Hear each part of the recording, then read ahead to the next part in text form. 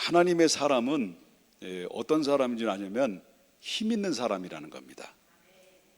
여러분들은 내가 힘이 있는지 없는지 잘 모를 거예요.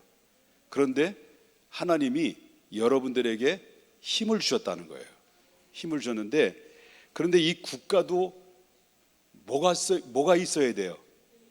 국력이 있어야 돼요. 힘이 있어야 돼요.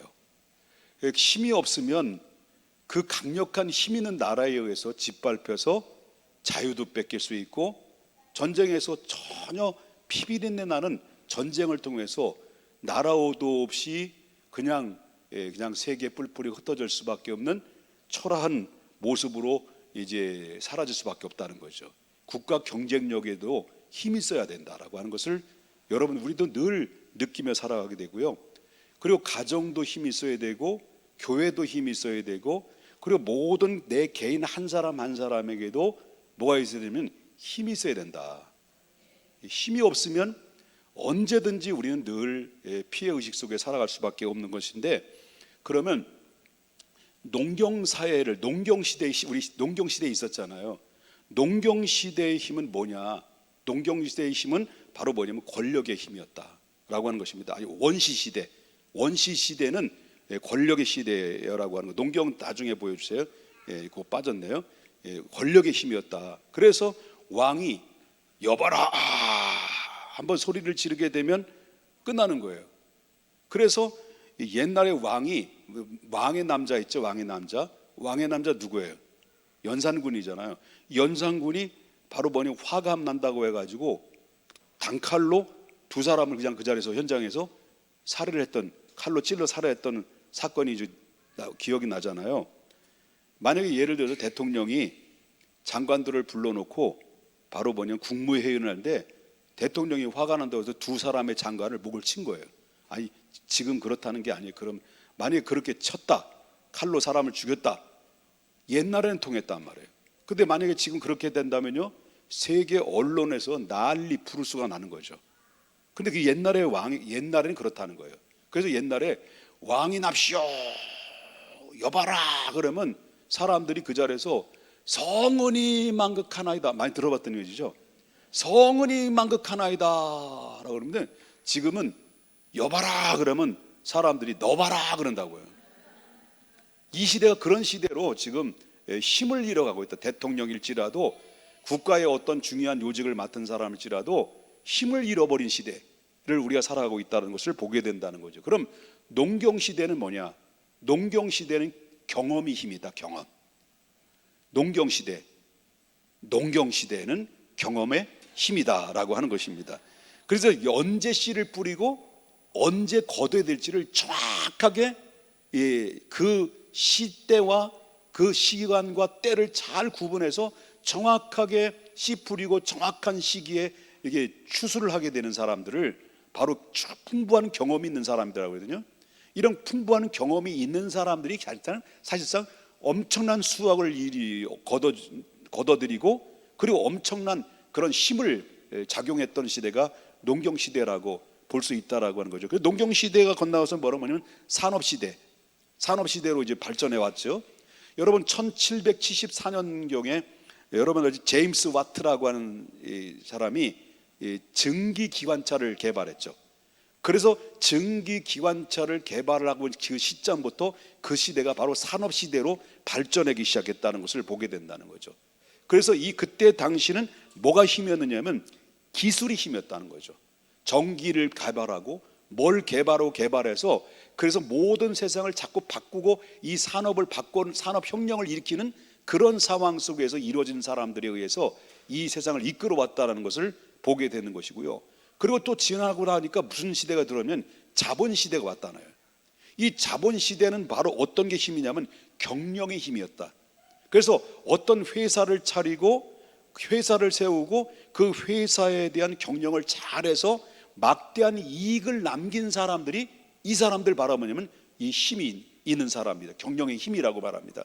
그래서 여기서 등장된 예를 들어 자본주의 사회 속에서 우리나라를 보게 되면 옛날에 뭐 별표 전축 나오고, 기억나시잖아요. 우리 시대 그럼 하늘편가 하여튼 별편지, 하여튼 우리 시대 그 이 별표 전중 이 나왔단 말이에요.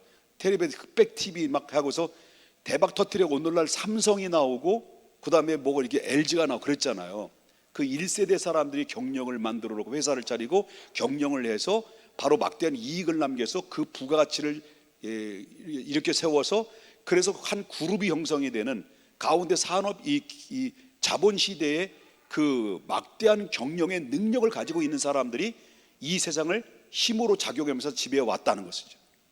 그러면서 이제 시대가 지나면서 오늘 늘 접하고 있는 것은 지금으로부터 약 한 20년 넘었죠. 한 20, 30년 다 돼가네요. 인터넷 시대가 들어왔죠. 286 그 전에는 뭐 프로세서가 등장이 됐지만 286 시대부터 인터넷이 등장이 되면서 이 그때부터는 무슨 힘이었냐면 아까는 경영이 힘이었다면 이 인터넷 시대 때부터는 뭐가 힘이었냐면 이 정보가 힘이었다. 정보. 얼마만큼 정보를 확보하느냐에 따라서 그 힘의 능력을 발휘하는 시대. 그 시대가 바로 뭐냐면 인터넷 시대라고 하는 것입니다. 그래서 누가 빨리 더 정확하게 정보를 그 쥐고 있느냐, 취하고 있느냐에 따라서 그 힘의 능력을 이제 과시하게 되고 힘의 능력에 따라서 또 많은 사람이 부가가치를 얻게 되는 시대를 겪어왔다는 것을 보게 됩니다. 그래서 그러다 보면 나중에는 지금 그런 인터넷 시대와 함께 더불어 여기서 더 발전된 시대는 어떤 시대는 현 시대라는 현 시대. 그 현 시대는 어떻게 발전해 왔느냐라고 부를 때 지금은 인터넷 시대를 지나가지고요. 이제 웹 늘 얘기했습니다만은 자주 얘기했습니다. 웹 3.0 시대, 초연결, 초지능 시대, 초연결, 초지능 시대에 이 사회를 지금 구축하고 있는 시대를 우리가 살아가고 있다라는 것이죠. 여러분 뭐 젊은 친구들은 알겠습니다만은 이 블록체인 기술이라는 것이 엄청나게 혁명을 일으키고 있다는 거죠. 여러분 지금 스마트폰을 가지고 있는데 스마트폰을 가지고 있지만 옛날엔 폴더 뭐 이렇게 이게 핸드폰을 가지고 있었단 말이에요. 이걸 이제 스마트폰을 이제 가지고 나서 이건 어쩔 수 없이 우리는 나이가 들은 60대든 70대든 전화는 해야 되고, 그죠? 이렇게 하다 보니까 이제는 60대든 70대든 이제 바로 뭐냐면 핸드폰, 스마트폰만 있으면 유튜브도 방송 듣고 그리고 또 유튜브도 방송을 듣고 그리고 수시로 그냥 여기에서 뭐도 보냅니까? 그냥 카카오톡에 여러분 그 송금도 딱 뭐 얼마만 딱 치면 그냥 쏘록하고 금방 자금 이체도 가능한 시대. 여러분이 들고 있는 조그마한 그런 작은 스마트폰 하나 가지고 모든 것이 다 통하는 시대를 우리가 겪고 있다라는 것이죠. 그래서 이 블록체인의 기술로 모든 거래가 이루어지고 그 거래의 모든 기록들이 이제는 투명하게 다 연결되어 있다는 것을 볼 수 있다라고 하는 것이죠. 그리고 가상세계와 현실세계가 지금 되게 섞여 있어요. 섞여 가지고 이제는 어디로 확장되어 가냐면요, 이제 메타버스로 확장되어 가면서 지금 이게 우리 교회 안에서도 이제는요 이런 이 시대가 흐름이 변했는데 이 블록체인 기술이 얼마나 훌륭하게 됐냐면 여러분 알다시피 여러분 지금 3년 정도까지 우리 뭘 경험했어요? 코로나를 경험했잖아요. 코로나 경험했을 때 그때 아무나 이제 가게를 들어갈 수 없죠. 커피숍도 못 들어가잖아요. 뭘 검사를 해야 되잖아요. 뭘 이렇게 체크를 해야 되잖아요. 요게 이제 거기 그때 뭐였죠? 무슨 기술이었죠? QR 코드. 이 QR 코드 아주 등장이 됐잖아요. 이런 QR 코드에 이런 대고 이런 사람이 인식이 되고 이런 것들이 뭘로냐면 블록체인 기술이거든요. 그러니까 이런 시대가 지금 임함으로 말미암아 지금 점점점 이 가상 세계와 현실 세계가 뒤섞여 가지고 메타버스의 기술력이 전 세계로 뻗어가면서 확장되는데 여기에 또 한술 더 떠서 더 발전되고 있는 게 바로 어떤 시대예요? 인공지능 시대, AI. 인공지능 시대를 우리가 늘 지금 쉽게 경험합니다. 여러분 쉽게 경험하는 것을 어디서 경험합니까? 특별히 여성분들이 값비싼 음식을 드시러 어디로 가요? 레스토랑 가요? 레스토랑? 식당도 가잖아. 식당 가면 누가 대신 서빙해줘요? 로봇가 와서 다 실어 나르고 이런다고요. 이런 시대가 왔단 말이죠. 이제 인공지능이 사람을 대신해서 일을 해줘요. 인공지능이 사람을 대신해서 글을 써줘. 여러분, 논문 쓰는 것도 다 어때요? 요즘은 누가 써줘요? 인공지능이 힘을 빌려요. 인공지능이 그림을 그려도 한순간에 쑥딱 해서 그림을 그려. 여러분, 제가 시범으로 보여드린 게 뭐냐면 농경사회, 산업시대, 그 다음에 자본주의 시대, 인터넷 시대, 여기 오기 전에 내가 이 시대의 변화를 이제 여러분들 이제 보여드리기 위해서 내가 그린 거예요. 순식간에 그렸는데 얼마나 그렸느냐면요, 딱 7분 만에 다 그렸어요. 대단한 실력이. 제가 얼마나 재능이 많은지. 제가 예능 쪽에 탁월하잖아. 농경시대 그림 쫙쫙쫙 그러니까 그려지고, 여러분 또 농경시대 다음 뭐였지? 이제 산업시대 그림 쫙쫙쫙 그러니까 산업시대 그려지고, 여러분 또 자본주의 딱 그리니까 딱, 여러분 대단한 실력 아닙니까? 제가 비웃는 거 건강에 안 좋습니다. 내가 무슨 실력이 있다고.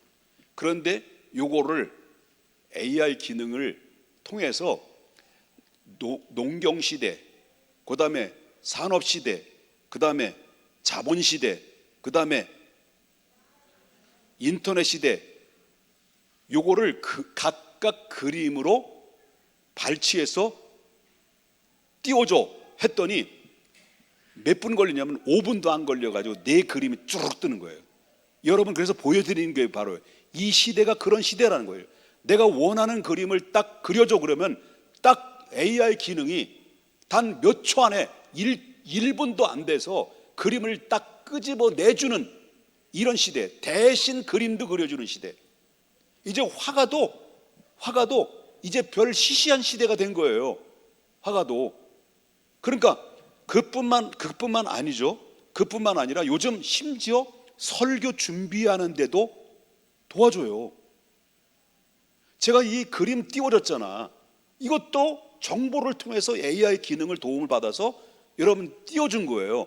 내가 띄워준 거는 이게 좋다 나쁘다라는 것을 의미하는 것이 아니라, 제가 말씀드린 취지의 근본적인 본질은 이 시대의 흐름을 제가 얘기하기 위해서 여러분 그림을 소개해드리는 이유가 바로 그거거든요.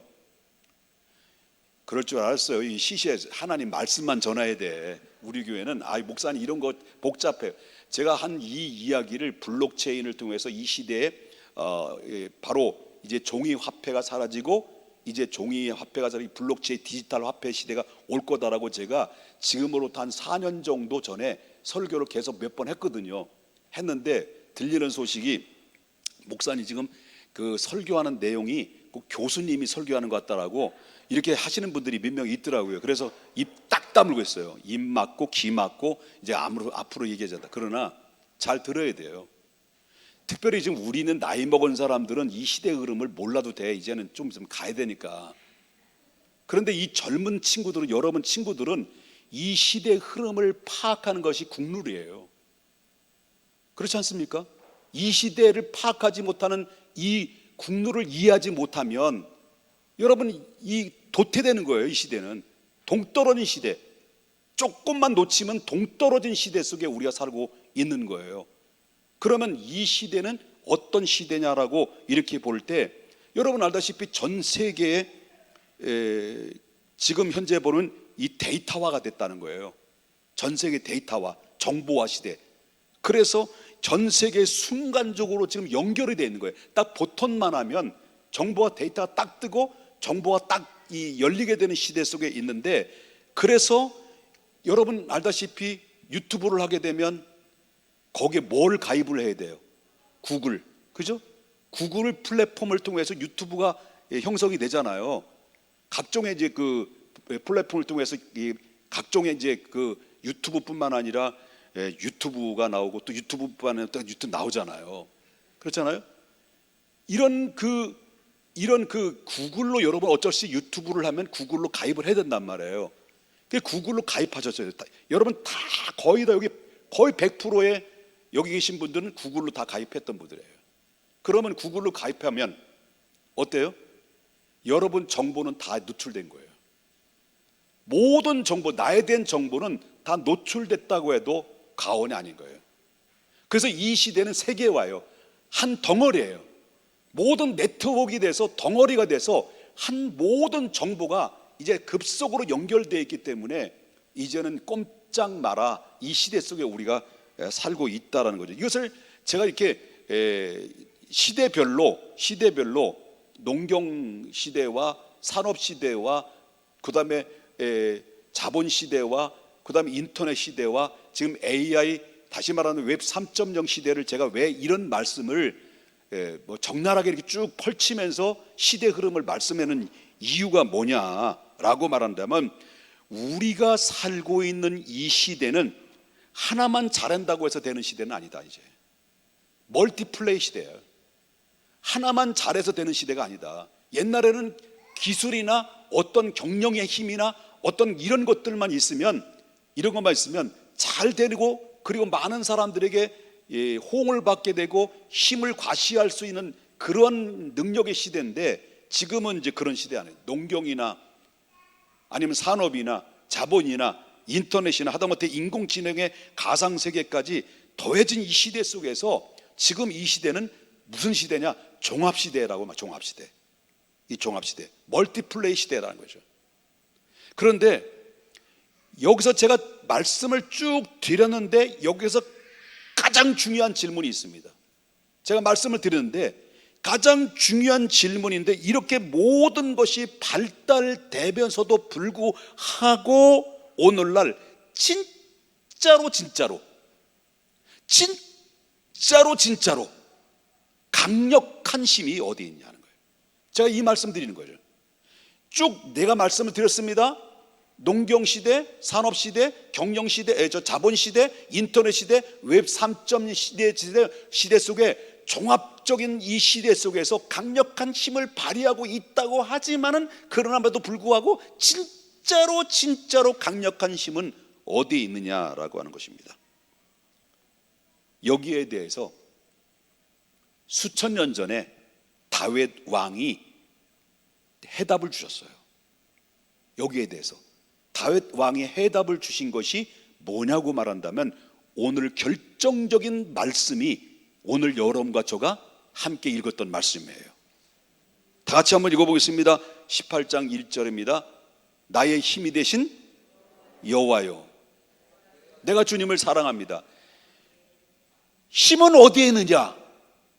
아무리 종합시대 속에 살고 있다 할지라도, 아무리 이 웹 3.0 시대의 이 시대의 흐름에 모든 것들이 국룰이라 할지라도, 아무리 강력한 힘이 작용되는 시대일지라도, 정보화 시대일지라도, 그보다도 강력한 힘은 어디 있느냐? 거기에 있는 것이 아니라 여기는 불완전한 겁니다. 있다가도 없어지는 시대입니다. 그런데 영원히 사라지지 않는 전능하신 힘, 강력한 힘이 어디 있느냐라고 말할 때, 나의 힘이 되신 여호와 하나님, 나의 힘이 되신 여호와 하나님의 안에 모든 힘이, 강력한 힘이 있다는 것을 믿는 자가 힘 있는 자라는 것을 믿으셔야 될 줄 믿는 거예요. 진짜 힘은 거기에 있는 거예요. 그러면 나의 힘이 되신 하나님, 그 하나님 안에는 어떤 능력이 있느냐?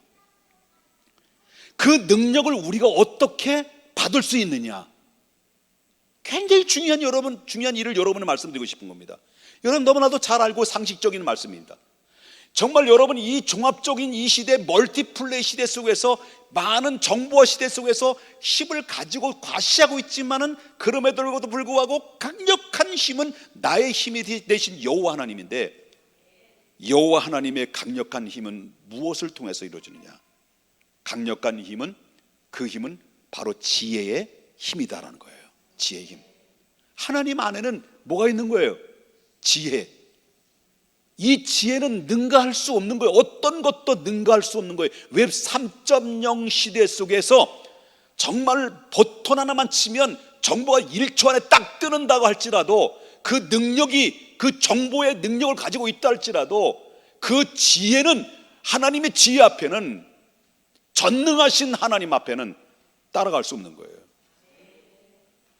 지혜의 근원은 누구에 있는 거예요? 하나님에 있기 때문에.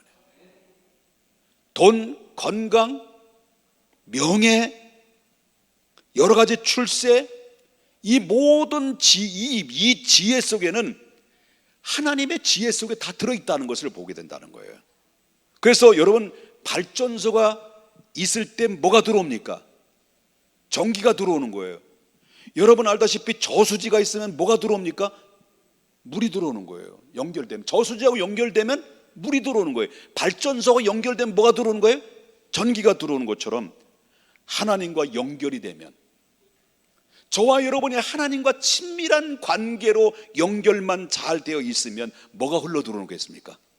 발전기에서 전기가 들어오듯이, 저수지에서 연결이 되면 바로 물이 고이듯이, 물이 들어오듯이, 하나님과 온전한 관계 속에서 연결만 잘 되면 여러분 안에는 무궁무진한 하나님의 지혜가 들어온다는 것을 믿으셔야 될 줄 믿는 거예요.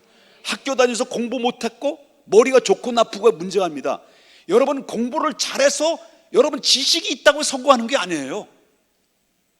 여러분 하나님과의 관계가 한마음이 되고 하나님과 관계가 온전히 연결만 되면 하나님의 지혜를 받아서 그 지혜로 살아가는 사람이 이 세상에서 가장 무서운 사람이에요. 믿으시면 아멘 하십시다. 그러면서 여러분 야고보서의 1장 5절에 아주 중요한 말씀을 하고 있어요. 뭐라고 말합니까? 너희 중에 누구든지 지혜가 부족하거든. 여러분 물어보겠습니다. 여러분이 지혜가 차고 넘친다고 지금까지 생각해 왔어요? 지혜가 부족하다고 생각하고 살아왔어요? 용기를 내세요. 그리고 입으로 고백해 보세요. 여러분 다시 물어보겠습니다. 여러분 지금까지 살아오면서 나는 지혜의 뱅크야. 난 지혜의 뱅크야. 지혜 뻥뻥뻥 터지는 지혜의 뱅크야라고 생각해 오셨습니까? 난 지혜가 난 부족해 이렇게 생각해 왔습니까? 그래요. 참 겸손하죠. 우리는 그렇게 살아왔어요. 그러나 지혜의 힘이 되신 하나님과 깊은 연결이 되어서 친밀한 관계를 되어서 여러분 하나님 앞에 구하십시다. 지혜를 구하자는 거예요. 그래서 여러분 야고보서 1장 5절에 말한 것처럼 너희 중에 누구든지 뭐가 부족하거든. 지혜가 아예 없는 게 아니에요. 여기에 조금만 하나님의 지혜만 또 얹어주면 기가 막힌데 답답한 거예요. 안 들어가는 거예요. 꽉 막힌 거예요. 이 지혜만 조금만 연결해주면, 지혜만 조금 얹어주면 뻥뻥 터질 텐데, 그럴 때 우리는 전능하신 하나님, 지혜의 왕이신 하나님께 온전한 연결만 잘 되면, 하나님 지혜를 얹어주면 감당하지 못하는 거예요. 의심하지 마십시다. 지식이 있는 것도 중요하지만 지식이 있어서 멍 때리는 사람보다도 지혜에 있어서 반짝이는 사람이 훨씬 더 이 세상을 지배하고 성공하는 사람들이라는 거죠. 누구로부터 지혜를 얻는 거예요? 하나님으로부터. 옆에 분 인사합시다. 주님의 지혜로 번떡이는 하나님의 사람 되십시다. 두 번째, 하나님의 힘은 말씀의 힘이다라는 거예요. 자, 하나님은 지난번에 목사님 말씀하신 것처럼 하나님은 어떤 하나님? 여러 하나님 이름이 있지만 엘샤다이 하나님, 전능하신 하나님. 이 전능하신 엘샤다이 하나님은 여러분 어떻습니까? 나와 함께 하신다는 믿음만 가지고 있으면 하나님이 나와 함께 하신다. 언제나 나는 혼자다, 내 옆에 마누라가 있다, 남편이 신랑이 있다, 이런 것도 힘으로 작용될 수 있지만은, 그러나 저와 여러분이 중요한 것은 언제나 언제든지 하나님은 나와 함께 하신다는 전능하신 하나님이, 능력의 하나님이 언제나 나와 함께 하신다는 사실을 믿는 자들은요, 바로 두말할 것 없이 무엇이 두려울 게 없는 거죠. 그래서 빌립보서 4장 13절에 내게 능력 주시는 자 안에서 나는 모든 것을 할 수 있었다라고 바울은 고백하는 거예요. 바울은 연약했어요. 자기 힘으로 어쩔 수 없는 상황이 너무나도 많았어요. 그런데 주님 앞에 기도했을 때 주님이 나와 함께 하신다는 사실을 믿을 때 내게 능력 주셔서 능치 못할 일이 없을 만큼 많은 일들을 행했다라고 그렇게 고백 속에서 그 경험 속에서 우리들에게 말하고 있는 것은 나도 약한데 나도 부족한데 주님이 나와 함께 하신다는 사실을 믿고 그 모든 일을 행할 때 능치 못할 일이 없었다. 이와 마찬가지로 너희들도 하나님이 나와 함께 하신다는 사실을 믿으라. 그럼 나와 같이 능치 못할 일이 없을 것이다 라고 하는 이 진리의 말씀을 여러분들에게 계속 심령 속에 선포되는 말씀이 지금 이 말씀이라는 것을 믿으셔야 될 줄 믿는 거예요. 세 번째, 하나님의 힘은 어떤 힘이냐면 첫 번째는 지혜의 힘, 두 번째는 믿음의 힘, 나와 함께 하신다는 믿음, 그럼 하나님 능력 주신다. 세 번째는요, 성령의 힘이에요. 성령의 힘. 하나님을 모시고 사는 사람들은요, 누가 임한 사람이에요? 하나님을 모시고 사는 사람은 누가 임하는 사람들이에요? 성령이 임한 사람들이죠. 귀신이 임한 사람들 아니에요. 옆에 분 보겠습니다. 그렇게 생각했어? 에? 여러분들은 누굴 모신 사람들이에요? 하나님 모신 사람이 내 안에 누가 계신 거예요? 귀신의 영이 들어간 사람이에요? 하나님 영 들어간 사람이에요? 하나님 영 들어간 사람. 그래서 힘 있는 거예요. 힘 있는 사람은 어떤 사람입니까? 여러분 알다시피 사도행전 1장 8절에 뭐라고 말합니까? 오직 성령이 임하시면 뭘 받는다는 거예요? 그래서 우리 힘 있는 거예요. 귀신을 받는 사람들은 뭐 받는 거예요? 하는 거지. 성령 받은 사람은 하는 거지. 옆에 보면 합시다. 그래서 우리는 성령에 받은 사람인데 성령 받았다고 해서 끝난 게 아니에요. 끝난 게 아니란 말이에요. 우리는 날마다 성령에 충만해야 돼요. 그렇지 않으면 죄악에 노출되어 있어요. 다윗도 늘 충만해 있다가 다윗도 성령이 늘 충만해 있다가 어떻습니까? 잠깐 방심하다가 죄를 졌어요. 밧세바를 취해서 간통을 줬어요. 그래서 들켰어. 들키고 나서 하나님 앞에 눈물로 회개하고 하나님 앞에 구합니다. 그 유명한 회개의 기도가 시편 51편이에요. 시편 51편에 뭐라고 말하냐면 다윗이 이런 회개를 합니다. 여호와여, 나의 왕권을 빼앗아가도 좋습니다. 내 부를 다 빼앗아가도 좋습니다.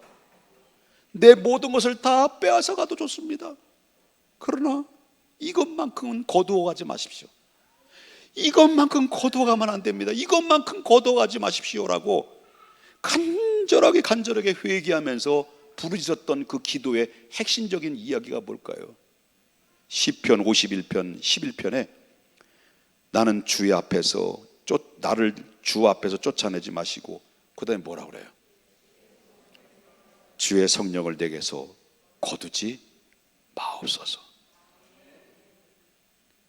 다윗은 성령 한 분만 붙들고 살려달라고, 내 곁을 떠나지 말라고, 내 안에 성령이 떠나지 않기를 원합니다라고 간절하게 하나님 앞에 매달렸으니까 능력 있는 사람이 결국은 능력이 회복되어서 능력 있는 사람이 되었고 힘 있는 사람이 돼서 이 나라를, 이스라엘 나라를 아주 정말 강력한 나라를 이끌어가는 마지막의 왕, 최고의 왕, 그 하나님의 왕이 됐던 것을 보게 됩니다. 마지막입니다. 하나님 힘은 기도가 힘이다 하는 기도. 지금까지 말씀드렸습니다. 강력한 힘은 지혜의 힘, 그 다음에 믿음의 힘, 성령의 힘도 강력한 힘입니다만은 뭐가 빠지면 안 되냐면 기도가 빠지면 안 되는 거예요. 기도. 우리는 기도자입니다. 하나님은 응답자입니다. 여러분들은 기도자입니다. 하나님은 응답자예요. 그러므로 마태복음 7장 7절에 구하라 그리하면 너에게 뭐라요? 주실 거라 했습니다. 하나님 어떤 하나님이었습니까? 전능하신 하나님이에요. 하나님 전능하신 하나님이니까 바로 알아서 주겠지? 아니에요. 알아서 주겠지 그거 아닙니다. 구하는 자에게 주시는 거예요. 찾는 자에게 주시는 거예요. 두들기는 자에게 주시는 거예요. 그렇기 때문에 저와 여러분이 알게 된 건 생각만 하는 것이 아니라, 하나님이 어떻게 해주겠지라는 것이 아니라, 바로 실제로 하나님 앞에 내 필요한 것을 믿음으로, 하나님 내가 필요합니다, 이거 가지고 하나님 영광 돌리겠습니다, 이거 가지고 하나님 기쁨의 일을 하겠습니다, 이거 가지고 하나님 주신 것 가지고 교만하거나 오만 방자하지 않고 겸손하게 하나님을 섬기고 하나님의 교회를 섬기고 하나님께 영광 돌리는 삶을 살겠습니다라고 저와 여러분이 정말 신실하게 믿음으로 입술로 토해내고 구하고 찾을 때 하나님께서 주시는 거예요. 그러므로 오늘 밤에 여러분 하나님 앞에 믿음으로 구하십시다. 여러분 말씀을 맺겠습니다. 기도는 능력이고 힘인데요, 오늘 우리가 살고 있는 이 시대에는 아까도 말했지만 AI가 대신 글을 써주고 AI가 대신 인공지능이 일을 해주고, 자동차도 이제 인공지능이 없으면 자동차 못 만들어내요. 못 만들어내요. 블록체인을 통해 돈이 오고 가고, 그리고 또 메타버스가 사람들을 모이게 하는 세상으로 만들고, 그리고 세상은 하루하루가 급변하게 다르고 급변하게 변화되고 바로 힘의 기준도 되어가고 있는 이 시대에, 그러나 한 가지 변하지 않는 게 있다. 한 가지 변하지 않는 게 있는데 그것이 다윗이 고백한 그 고백입니다. 나의 힘이 되신 여호와여. 다 같이 따라합시다. 나의 힘이 되신 여호와여, 내가 주님을 사랑합니다. 그러면 끝이에요. 끝. 사랑 속에는 뭐가 들어있어요? 사랑 속에는 지혜가 들어있고, 믿음이 들어있고, 성령이 들어있고, 그 다음에 기도의 응답이 들어있습니다. 나의 힘이 되신 여호와여, 내가 주님을 사랑합니다. 이 고백이 저와 여러분의 고백이 되어야 됩니다. 우리가 하나님을 올바로만 연결되면 지혜의 힘을 얻게 될 것이고, 믿음의 힘을 얻게 될 것이고, 성령의 힘을 얻게 될 것이고, 그 다음에 기도의 응답이 돼서 기도의 힘을 얻게 되어서, 세상의 힘은 잠시 지나가지만은 하나님이 우리에게 주신 힘은 영원한 힘인 것입니다. 그러므로 우리 이렇게 기도하고 외쳐야 됩니다. 나의 힘이 되신 여호와여, 내가 주님을 사랑합니다. 나의 힘이 되신 여호와여, 내가 주님을 사랑합니다. 힘들고 어렵고 고달프고 내 힘으로 어찌할 수 없고 불가항력적인 문제를 만날 때마다 우리는 외쳐야 됩니다. 저는 40년 동안 이 말씀을 외치고 살았어요. 답답하고 패배의 쓴 잔을 마신 것처럼 좌절감에 빠질 때마다, 힘을 잃어버릴 때마다 나의 힘이 되신 여호와여, 내가 주님을 사랑합니다.